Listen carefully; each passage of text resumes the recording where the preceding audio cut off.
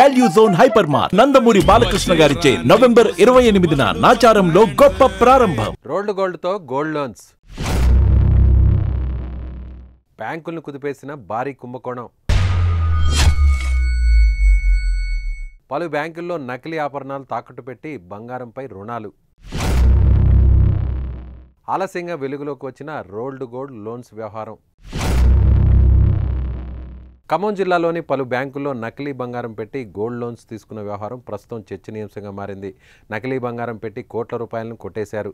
ఈ తరహాలోనే జిల్లాలోని 10 రకాల బ్యాంకులకు చెందిన శాఖలను మోసగించినట్లు సమాచారం. వీటిలో ప్రముఖ బ్యాంకులు ఉన్నట్లు తెలుస్తోంది. దీంతో ఒక్కసారిగా ఉలిక్కిపడ్డ బ్యాంక్ అధికారులు వారి వద్ద ఉన్న ఆభరణాలను పరిశీలించే పనిలో పడ్డారు.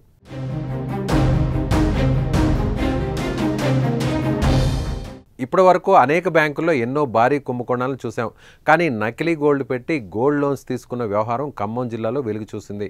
1 కాదు 2 కాదు, ఏకంగా 10 బ్యాంకులను బురిడీ కొట్టించారు కేటుగాళ్లు. ఇలా పలు బ్యాంకుల నుంచి సుమారు 5 కోట్ల రూపాయలను గోల్డ్ లోన్స్ తీసుకున్నట్లు తెలుస్తోంది.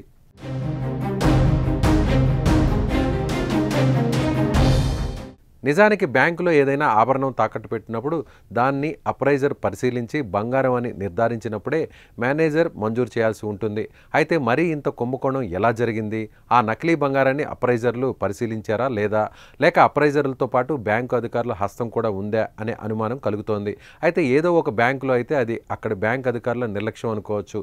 కానీ ఇలా జిల్లా వ్యాప్తంగా 10 బ్యాంకులకు పైగా జరగడం వెనుక ఏదో ముఠా హస్తం ఉందని అనుమానం వస్తోంది. దీంతో స్థానిక అప్రైజర్తో పాటు బ్యాంక్ సిబ్బందిని విచారించే పనిలో పడ్డారు అధికారులు.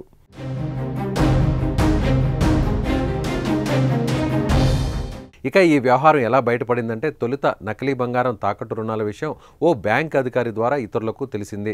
సంబంధిత బ్యాంకు ఉన్నతాధికారులు ఖమ్మం నగరంలోని ప్రతి బ్రాంచ్లోనూ నకిలీ బంగారం తాకట్టు రుణాల గురించి ఆరా తీశారు. ఇప్పటికే కొన్ని బ్యాంకులు ఈ విషయమై పోలీసులకు ఫిర్యాదు చేసినట్లు సమాచారం. అయితే ఈ ముఠాలో దాదాపు 15 మంది పైగా ఉన్నట్లు తెలుస్తోంది.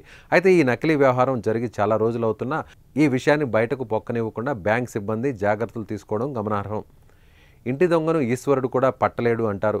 అలానే ఖమ్మంలోని పలు బ్యాంకుల్లో జరిగిన వ్యవహారంలో తప్పకుండా బ్యాంక్ సిబ్బంది ప్రమేయం ఉందనేది అర్థమైంది.